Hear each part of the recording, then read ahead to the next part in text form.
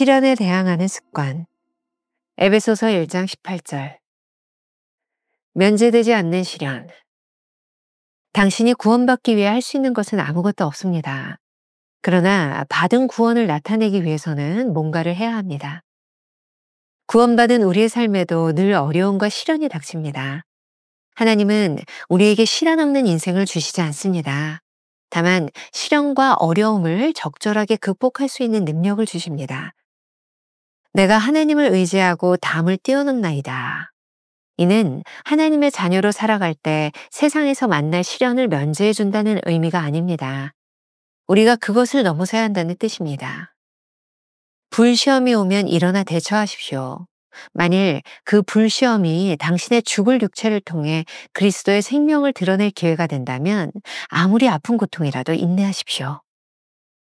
챔버스는 시련이 올 때 일어나 대처하라고 합니다. 그 대처는 인내입니다. 인내하는 성도일수록 하나님을 위한 삶의 소리가 곱습니다. 우리 인생을 통해 하나님의 아들을 드러내기 위해서 인내해야 합니다. 불평하지 말고 어떤 상황이든 어떤 시련이 오든 불평하지 말아야 합니다. 오히려 영적으로 담대하게 모든 것을 마주할 수 있도록 준비해야 합니다. 인생의 유일한 목표는 그 인생을 통해 하나님의 아들이 드러나는 것이요, 하나님께 명령하려는 마음은 사라지는 것입니다. 주님은 공생의 기간 동안 하나님께 명령하지 않으셨습니다. 가장 어렵고 힘든 시간에도 하나님의 뜻을 묻기 위해 땀방울이 핏방울이 되도록 기도하셨습니다. 그리스도인이 부름받은 이유는 하나님께 명령하기 위해서가 아니라 순종하기 위해서입니다. 하나님께 순복할 때 우리가 하는 일을 통해 하나님이 원하시는 것이 이루어집니다. 우리가 부름받은 이유를 깨달을 때 주님은 기꺼이 우리를 찢겨진 빵과 부어지는 포도주가 되게 하십니다. 그리고 우리를 통해 다른 사람들을 먹이고 양육하십니다. 그러니 시련이 올 때 대항하는 습관을 갖도록 하십시오. 하나님께서 능히 이길 수 있는 힘을 주실 것입니다. 김병삼 목사의 매일 만나 365, 오늘은 5월 15일 시련에 대항하는 습관이라는 제목으로 말씀을 나누겠습니다. 첫 번째 주제, 면제되지 않는 시련. 습관을 주제로 계속되는 이야기입니다. 구원받은 우리가 그리스도인으로서 어떤 태도로 살아야 하는지는 매우 중요합니다. 우리는 마음을 다해 하나님의 자녀로서 선택받은 목적을 실현하며 살아야 합니다. 챔버스의 말입니다. 당신이 구원받기 위해 할 수 있는 것은 아무것도 없습니다. 그러나 받은 구원을 나타내기 위해서는 뭔가를 해야 합니다. 만일 우리가 여전히 옛 생활 방식을 고집한 채로 살아가고 있다면 하나님께서 우리를 구원하시고 정결하게 하셨다는 것은 거짓말이 되고 말 것입니다. 우리의 삶에는 늘 어려움과 시련이 있습니다. 왜 구원받은 우리의 삶에 이런 일이 일어날까요? 하나님은 우리에게 시련 없는 인생을 주시지 않습니다. 시련과 어려움을 적절하게 극복할 수 있는 능력을 주십니다. 챔버스는 오늘 묵상에서 시편 18편 29절을 인용합니다. 내가 하나님을 의지하고 담을 띄워놓나이다.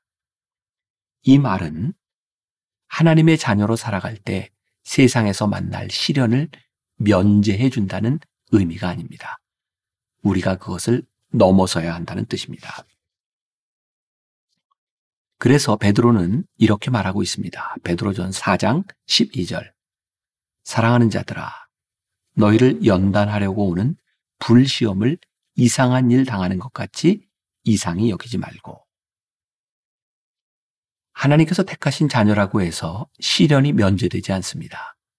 면제되지 않는 시련을 만났을 때 그리스도인들이 가져야 하는 삶의 습관은 이렇습니다. 불시험이 오면 일어나 대처하십시오. 만일 그 불시험이 당신의 죽을 육체를 통해 그리스도의 생명을 드러낼 기회가 된다면 아무리 아픈 고통이라도 인내하십시오. 요한계시록 3장 10절에 보면 빌라델비아 교회에 하신 칭찬이 나와 있습니다. 내가 나의 인내의 말씀을 지켰은즉 내가 또한 너를 지켜 시험의 때를 면하게 하리니 이는 장차 온 세상에 임하여 땅에 거하는 자들을 시험할 때라. 챔버스는 그의 책 오스왈드 챔버스의 하나님의 사랑에서 인내를 이렇게 해석합니다. 인내는 시험을 전제로 한다. 사람 속에 있는 것을 끄집어내어 시험한다. 끊어지지 않고 얼마나 견디는가를 알아보기 위하여 팽팽하게 당겨보는 것이다. 바이올린 줄 같은 경우 가장 높은 음은 가장 강하게 당겼을 때 난다. 인내하는 힘이 실수록 음이 높다. 이와 마찬가지로 인내하는 성도일수록 하나님을 위한 삶의 소리가 곱다. 주님께서는 결단코 우리가 견딜 수 없는 시련을 주지 않으신다. 우리가 슬픔과 재난과 비참이라고 말하는 것을 하나님은 연단이라고 하신다. 우리 귀에는 불협화음으로 들리는데 하나님께서는 아름다운 소리로 들린다. 당신이 꾸지람을 받을 때 실족하지 말라. 주의 연단을 멸시하지 말라. 너희의 인내로 너희 영혼을 얻으리라. 만일 하나님께서 당신에게 쉼의 시간을 주시면 주님의 치유의 잎사귀 안에서 평안하게 쉬라. 챔버스는 시련이 올 때 일어나 대처하라고 합니다. 그 대처는 인내입니다. 오스왈드 챔버스의 하나님의 사랑에서 말한 것처럼 인내하는 성도일수록 하나님을 위한 삶의 소리가 곱습니다. 그래서 우리 인생을 통해 하나님의 아들이 드러나기 위해서는 인내해야 하는 것입니다. 우리가 기억해야 될 한 줄 노트. 하나님은 우리에게 시련을 면제해 주시는 것이 아니라 그 시련 속에서 인내를 통해 예수 그리스도를 드러내라고 말씀하십니다. 두 번째 주제, 불평하지 말고. 우리는 어떤 상황에서 어떤 시련이 오든지 불평하지 말아야 합니다. 오히려 영적으로 담대하게 모든 것을 마주할 수 있도록 준비해야 합니다. 그리스도인의 목표는 무엇일까요? 챔버스의 말입니다. 인생의 유일한 목표는 그 인생을 통해 하나님의 아들이 드러나는 것이요, 하나님께 명령하려는 마음은 사라지는 것입니다. 여기에서 하나님께 명령하려는 마음은 우리가 원하는 것을 하나님께 요구하는 것입니다. 주님은 공생의 기간 동안 하나님께 명령하지 않으셨습니다. 가장 어렵고 힘든 시간에도 하나님의 뜻을 묻기 위해 땀방울이 핏방울이 되도록 겟세마네 동산에서 기도하셨습니다. 영성가인 앤드류 머레이가 아주 중요한 시련을 극복하는 방법이라는 글을 남겼습니다. 좋은 예화가 될 것 같아요. 소개합니다. 앤드류 머레이는 어둠 속에서 바른 길로 인도해 주시는 하나님의 말씀을 기억하기 위해 목록을 작성했다. 1895년에 그는 잉글랜드에서 등이 몹시 아파 고생하고 있었다. 몇 년 전의 부상 때문이었다. 어느 날 아침 그가 방에서 아침 식사를 하고 있을 때 여관 주인이었다. 아래층에 묵고 있는 여자가 큰 어려움에 처했는데 혹시 도움이 될 만한 조언을 해줄 수 없겠느냐는 것이었다. 앤드류 머레이는 뭔가가 적힌 종이 한 장을 건네주며 말했다.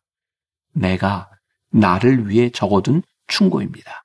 이걸 그녀에게 전해주십시오. 그녀에게 도움이 될 것입니다. 그 종이에는 다음과 같이 적혀 있었다. 역경의 시간에 이렇게 말하라. 우선 그분이 나를 여기로 데려오셨다. 내가 이 협착한 장소에 있는 것은 그분의 뜻이다. 그러므로 나는 여기서 안식할 것이다. 그 다음엔 이렇게 말하라. 그분이 사랑으로 나를 보호하실 것이고 그 시련 중에도 그분의 자녀로서 행동할 수 있는 은혜를 주실 것이다. 또 이렇게 말하라. 그분이 시련을 축복으로 만드실 것이고 내가 배워야 할 교훈을 가르치실 것이며 주려고 작정하신 은혜를 부어주실 것이다. 마지막으로 이렇게 말하라. 그분의 선하신 방법과 시기는 그분만이 아신다. 그러므로 이렇게 말하라. 나는 하나님의 약속에 의해 하나님의 보호하심 가운데 하나님의 훈련 아래 하나님의 때를 기다리며 여기에 있다. 그리스도인이 부름받은 이유는 하나님께 명령하기 위해서가 아니라 순종하기 위해서입니다. 우리가 하나님께 순복할 때 우리가 하는 일을 통해 하나님이 원하시는 것이 이루어집니다. 여기서도 다시 한번 찢어진 빵과 부어지는 포도주라는 말이 나오고 있습니다. 우리가 부름을 받은 이유를 깨달을 때 주님은 기꺼이 우리를 찢겨진 빵과 부어지는 포도주가 되게 하십니다. 그리고 우리를 통해 다른 사람들을 먹이고 양육하십니다. 그러니 시련이 올 때 대항하는 습관을 갖도록 노력하십시오. 하나님께서 능히 이길 수 있는 힘을 주실 것입니다. 쉽게 포기하지 마십시오. 우리가 기억해야 될 한 줄 노트. 시련의 이유를 분명히 알면 대항하는 능력이 생깁니다. 오늘 하루 우리가 품고 살아갈 질문입니다. 오늘 당신이 직면한 시련 속에서 어떤 목표를 가지고 살아갑니까? 기도하겠습니다. 오늘 우리 성도들이 가져야 될 태도 가운데 시련에 대항하는 습관에 대한 말씀을 우리들에게 주셨습니다. 우리가 기억해야 될 것이 있습니다. 하나님의 사람들에게 하나님은 시련을 면제하지 않으신다는 사실입니다. 우리가 그리스도인으로 하나님의 사람으로 살아가는 것은 시련이 면제되는 것이 아니라 시련에 대항하여 살아갈 수 있는 용기 있는 사람이 되는 것입니다. 주님, 오늘도 시련 가운데 있는 우리 성도들을 기억하여 주옵시고 그들이 믿음 가운데 시련에 대항하는 거룩한 습관을 가지고 이기며 살아가게 하여 주옵소서. 오늘도 우리 가운데 함께 하심을 믿사오며 예수님의 이름으로 기도합니다. 아멘. 하나님은 우리에게 시련을 면제해 주시는 것이 아니라 그 시련 속에서 인내를 통해 예수 그리스도를 드러내고자 하십니다. 시련의 이유를 분명히 알면 대항하는 능력이 생깁니다. 오늘 당신이 직면한 시련 속에서 어떤 목표를 가지고 살아가고 있습니까?